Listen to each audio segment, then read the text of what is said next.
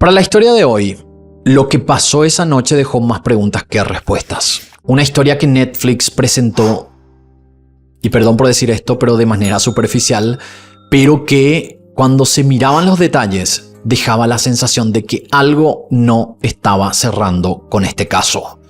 El caso de Tiffany Valiante apareció en la temporada 3 de Misterios sin resolver, en el episodio titulado Mystery at Mile Marker 45. Fue una exposición breve, en mi opinión incompleta, y lo que no se dijo ahí es lo que hoy vamos a poner sobre la mesa. Tenemos que irnos a una noche cálida de julio del año 2015, en el sur del estado de Nueva Jersey. Ahí había unas vías del tren que atravesaban una zona boscosa que también era bastante silenciosa, y eran casi las 11 de la noche cuando un tren de carga frenó de golpe cerca del marcador de milla 45. Los operarios de este tren, los empleados, bajaron para revisar qué había pasado, y fue ahí cuando vieron el cuerpo de una joven tirado sobre los rieles. Tiffany, que era la víctima de este caso, no tenía pantalones, no tenía zapatos, estaba solamente en ropa interior y tenía una vincha elástica sujetando su cabello. La imagen era desconcertante. Era una escena violenta. También era desprolija. Parecía como que faltaban piezas de este rompecabezas. Minutos más tarde llegaron las autoridades. Ellos miraron lo ocurrido, hicieron un par de preguntas, y antes de que el cuerpo siquiera fuera identificado oficialmente, ellos ya lanzaron una conclusión. Para ellos se trataba de una autoeliminación. Hace falta decir por qué digo autoeliminación, porque cada vez que menciono autoeliminación, alguien critica esto. Ya había dicho en el video anterior y digo de nuevo, es la palabra que podemos usar en YouTube. De esa manera, sin un análisis, sin evidencia concreta, cerraron el caso en menos de 24 horas. Pero vamos a hablar de lo más llamativo, lo que no hicieron. No preservaron la escena como un posible crimen, no recolectaron huellas, no llamaron a expertos forenses, no interrogaron a fondo a los testigos y no tomaron declaración a la familia ni ordenaron una autopsia completa. La víctima era Tiffany Valiante. Tenía 18 años y, según esa versión oficial, se había quitado la vida lanzándose frente al tren. Pero desde ese momento todo empezaba a sonar mal, por decir de alguna manera, porque Tiffany no era una adolescente al borde del colapso. Ella tenía sueños, tenía una beca universitaria y, como vamos a ver más adelante, estaba ilusionada con su futuro. Por eso, desde el principio, esta historia empezó a oler a encubrimiento. Y cuando la familia comenzó a revisar lo que había pasado, se encontraron con algo mucho más perturbador. Y estamos hablando de las piezas que faltaban. Tal vez estas piezas que faltaban no se habían perdido por error. Quizás alguien las había quitado a propósito.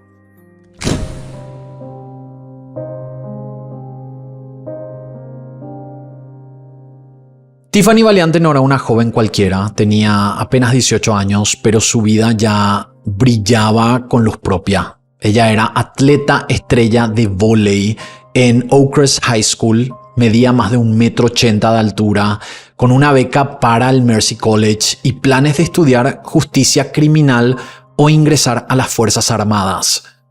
El 12 de julio de 2015, Tiffany pasó el día con su familia. Ella había asistido a una fiesta por la graduación de un primo, donde había sido vista sonriendo, jugando vóley y hablando de sus planes para la universidad.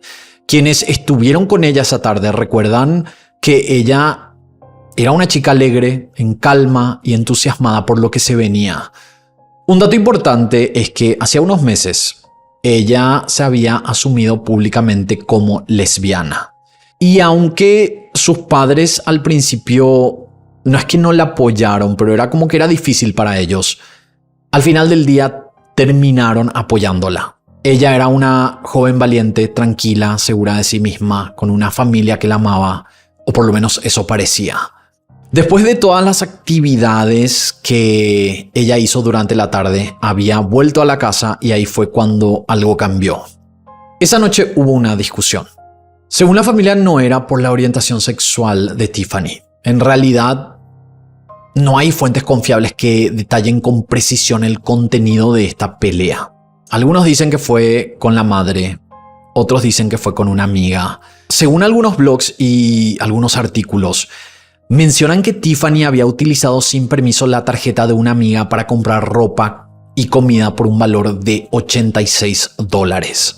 Poco después de las 9 de la noche, Tiffany salió caminando de la vivienda familiar. Según relataron sus padres, no parecía alterada ni deprimida, sino que simplemente se había ido a caminar.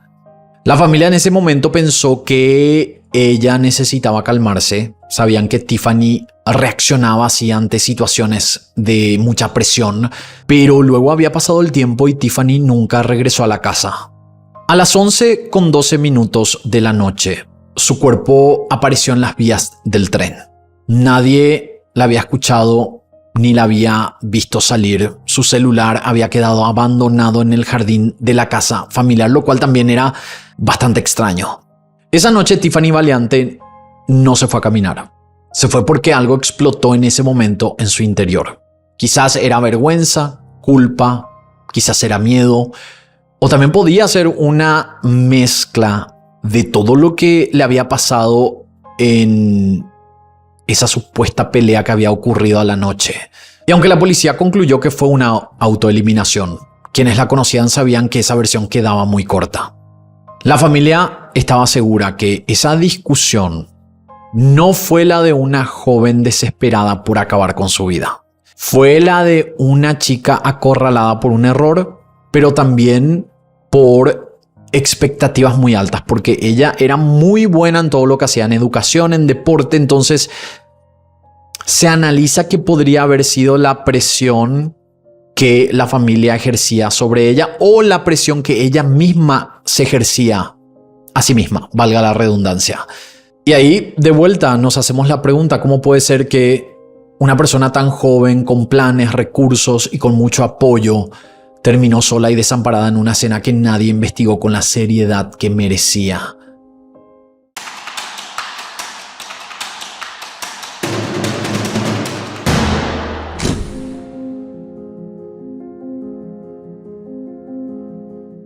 La investigación alrededor de Tiffany Valiante se inició y se cerró muy rápido. Quedó claro desde el comienzo que algo estaba mal. Esa noche, alrededor de las 11:12, su cuerpo apareció en las vías del tren, a casi 6,5 kilómetros de su casa, solo con ropa interior, sin pantalones ni zapatos. En menos de 24 horas, las autoridades declararon que esto era una autoeliminación. El médico forense dijo que Tiffany se había arrojado frente al tren. Sin embargo, no se había realizado una autopsia completa. No se ordenaron pruebas para detectar agresión sexual y no se analizaron órganos o ADN del cuerpo. Tampoco se protegió la escena ni se recolectaron huellas dactilares, a pesar de que es un procedimiento estándar, común, cuando hay una sospecha de una muerte violenta. Los operarios del tren y el ingeniero fueron entrevistados, pero sus versiones cambiaron varias veces. En algunas declaraciones dijeron que no la habían visto, en otras que vieron a alguien cruzando, pero no exactamente el momento del impacto. Y luego una tercera versión que decía que supuestamente uno de ellos vio a una persona saltando desde el bosque. Y con más razón, con cualquiera de estas versiones se tendría que haber investigado con profundidad. Porque si estamos hablando de haber saltado desde el bosque, eso podría haber sido que una persona la empujó, pero de igual manera no se hizo ninguna investigación con este caso. Peor aún, las evidencias se manejaron de manera caótica. Las autoridades dejaron que cualquiera caminara por la escena antes de protegerla, y por culpa de esto, por las pisadas de personas que entraron a la escena, prácticamente todo se contaminó. Otro detalle tenía que ver con que los investigadores recogieron tarde la imagen de la cámara de venado, o como se dice en inglés, deer cam, que por si no sabían, es una cámara de vigilancia que se pone en zonas boscosas para estudiar a los animales. Pero en muchas ocasiones estas cámaras llegaron a capturar tomas de crímenes. En este caso, la cámara de venado captó a Tiffany saliendo a las 9:28 p.m. Y muy importante, en estas tomas ella aparecía completamente vestida. Y esto era en el camino de su casa. Y esto era extraño porque ella estaba sin ropa en la escena. Días después del hallazgo del cuerpo, sus familiares empezaron a buscar en las áreas cercanas. Es más, hicieron el camino desde la casa hasta el lugar donde se encontró el cuerpo. Esos 6,5 kilómetros. Y aproximadamente a los 3 kilómetros de ese camino, la familia encontró ciertos objetos de Tiffany. Por ejemplo, habían encontrado sus zapatos, una vincha y un bolso que estaban semi-enterrados a los 3 kilómetros del hallazgo inicial, como habíamos dicho, y también una sudadera con un llavero extraño. Y lo importante en esta parte también es que este llavero no era de ella, según su familia. Entre otras cosas, se había encontrado también un hacha que apareció de forma sospechosa en la zona. Y luego, esta evidencia, o sea, estamos hablando del hacha, desapareció cuando estaba bajo custodia de la policía. O sea, ¿cómo se te desaparece un hacha con rastros de sangre? O sea, no estamos hablando de una pluma, no estamos hablando de un objeto pequeñito, estamos hablando de un hacha. ¿Cómo puede ser que las autoridades hubieran perdido esta evidencia que era tan importante en este caso? Más todavía porque el cuerpo de esta mujer se había encontrado en pedazos. Porque si hablamos de la teoría del tren, obviamente el impacto había realizado eso con el cuerpo, pero después vamos a hablar un poco más adelante por qué este objeto tenía mucha importancia. Que este hacha hubiera desaparecido bajo custodia policial obviamente hizo que no pudiera ser analizado para comprobar el ADN de la sangre. Un laboratorio independiente llamado DNA Diagnostic Center había sido contratado años después por orden judicial.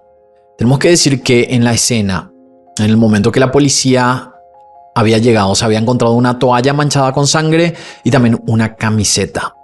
Este laboratorio aseguró que estas eran pruebas clave en el caso, pero que estaban sin valor probatorio porque se habían almacenado en plástico, lo que había provocado moho y por ende contaminación. También se reveló que, así como con el hacha, una tarjeta con ADN de Tiffany y un llavero, el llavero que la familia decía que no era de ella, también desaparecieron de la caja de evidencias de la policía antes del análisis.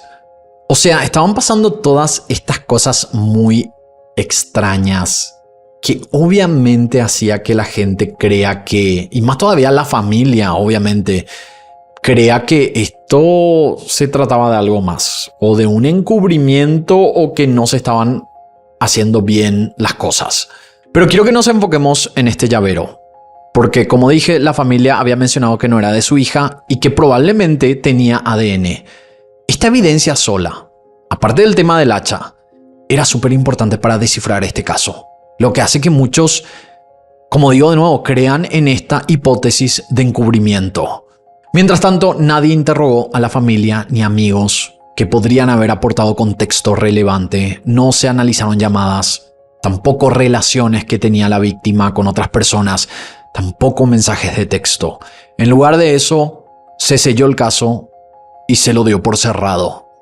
En síntesis, un caso que merecía una investigación rigurosa, pero que terminó siendo tratado como un caso de rutina por ser una supuesta autoeliminación. Para los padres de Tiffany, esa indiferencia fue devastadora. Y para cualquier persona que haya seguido este caso, es imposible no hacerse la siguiente pregunta. ¿Y si esto no fue solo negligencia? Si es que hubo algo más o alguien que no debía salir a la luz.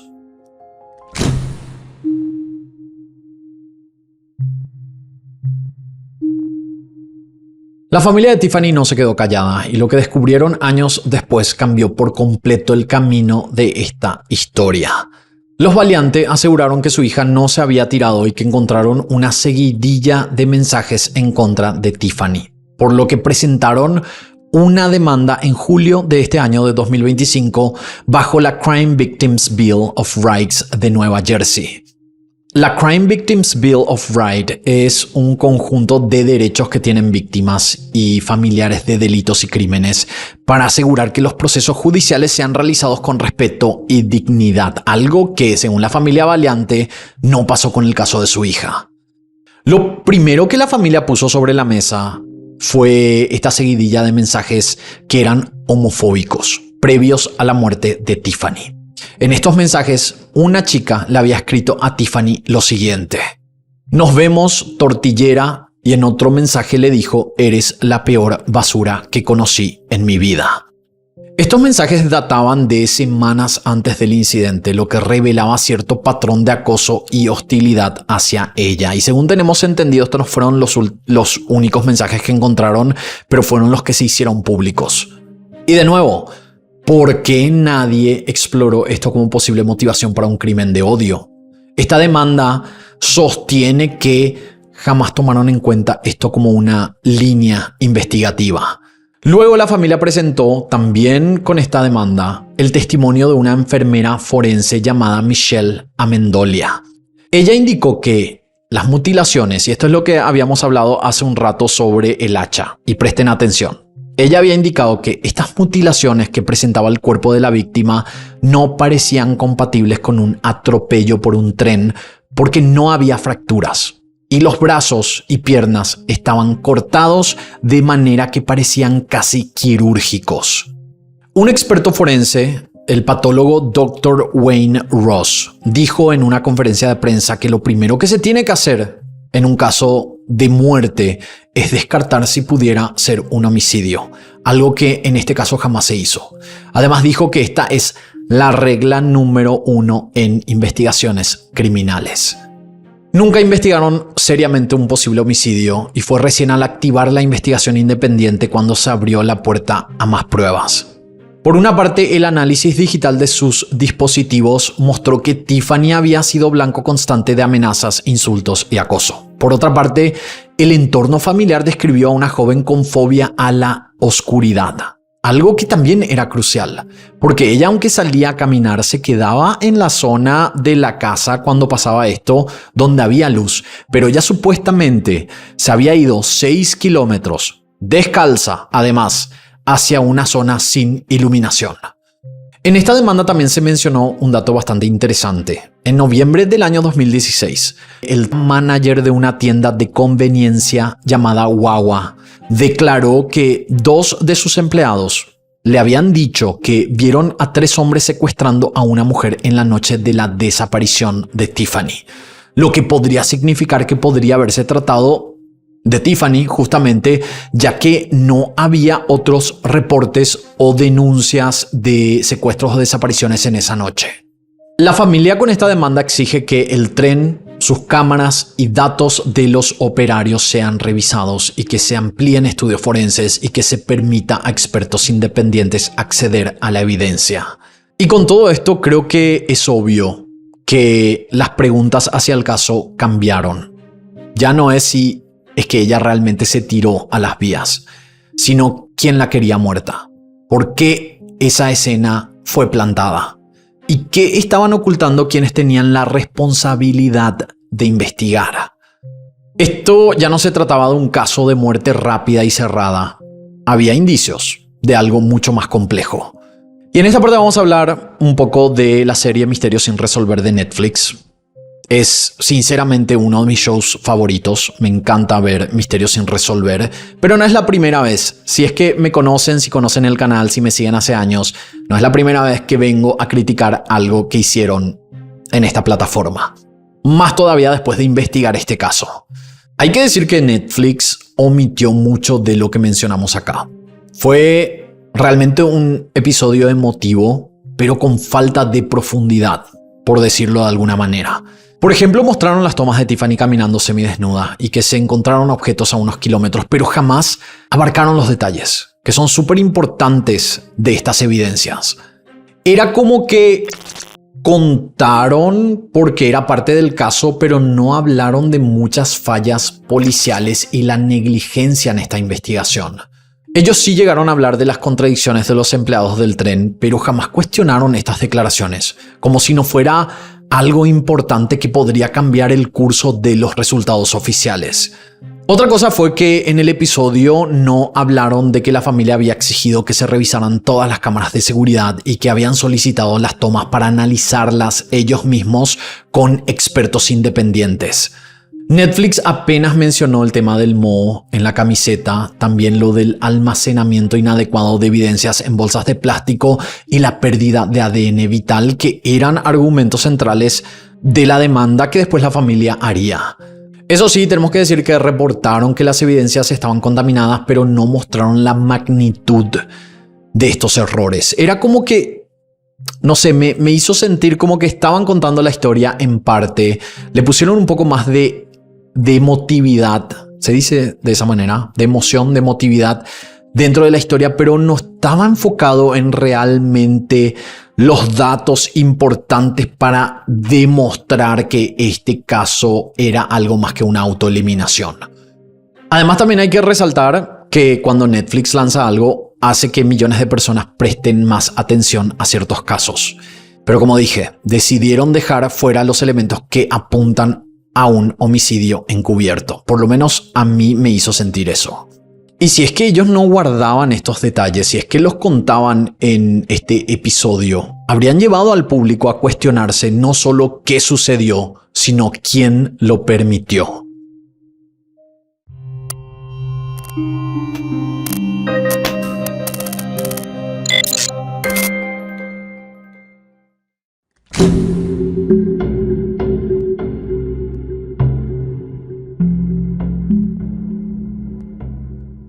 Este 12 de julio que acaba de pasar se cumplieron 10 años de este caso. La familia está dando una recompensa de $40,000 por información que permitiera reabrir la investigación, algo que hasta la fecha no pudo lograrse.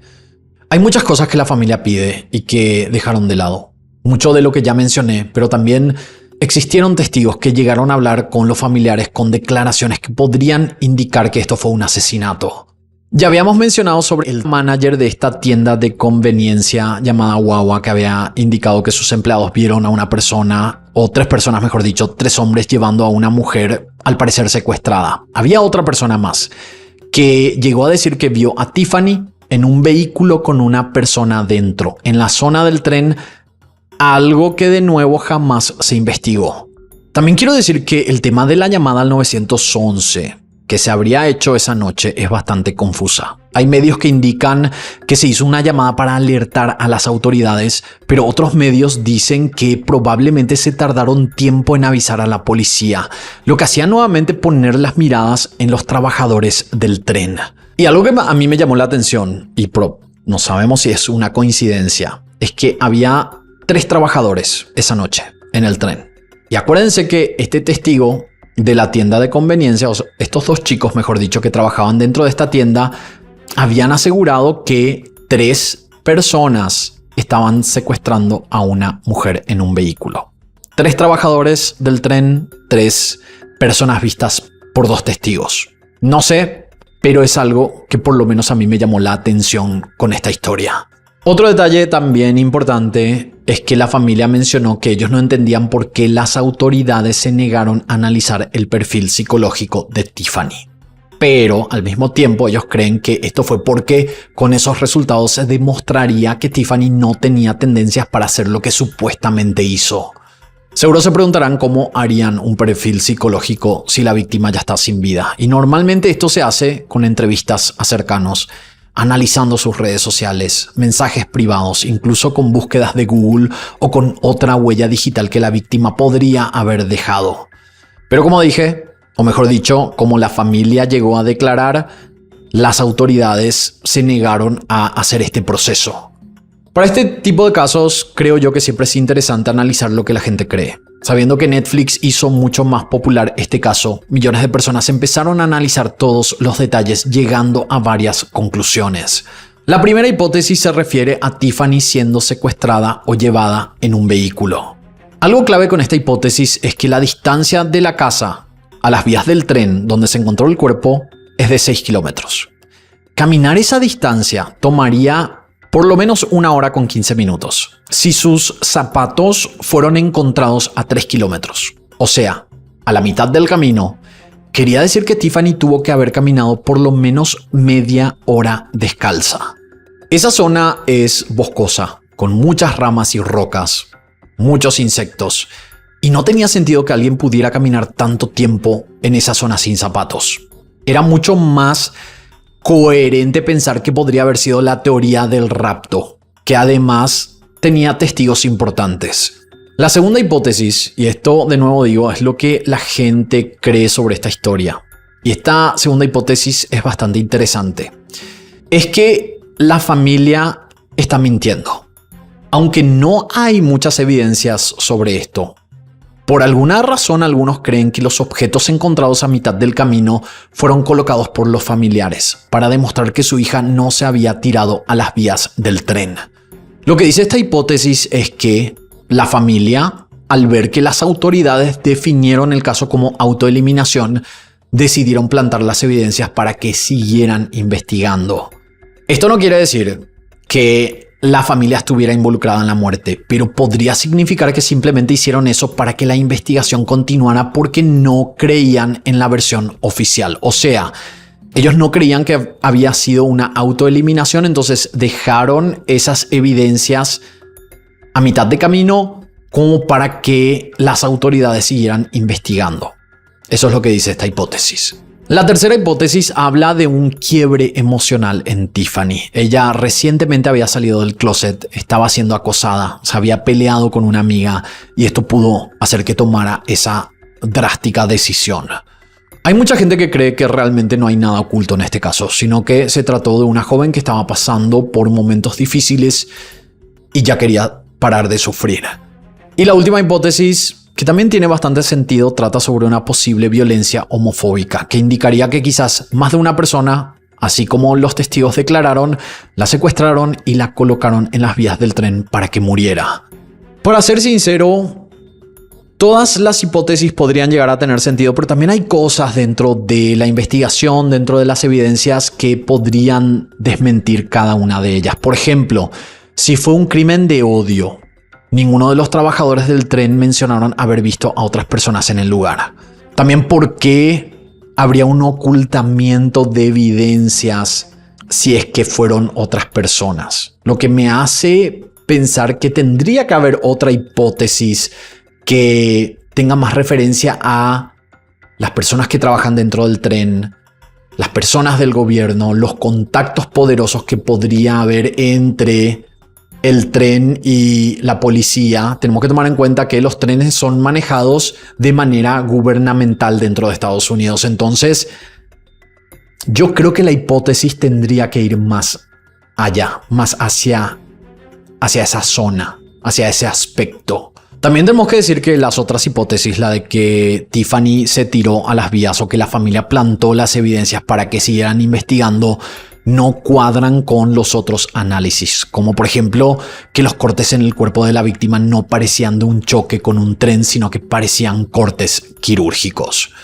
Siento que sea cual sea la respuesta, es importante asegurar que la investigación terminó siendo terrible, casi nula, y aunque podría haberse tratado de una autoeliminación, Tiffany y su familia de igual manera merecen un proceso responsable y digno, algo que desde el primer momento no pasó. Yo siento que igual se tiene que volver a reabrir este caso y se tiene que ver si es que realmente las evidencias demuestran que fue una autoeliminación. Por lo menos podemos ver ese proceso de investigación de que al final se realizara de buena manera.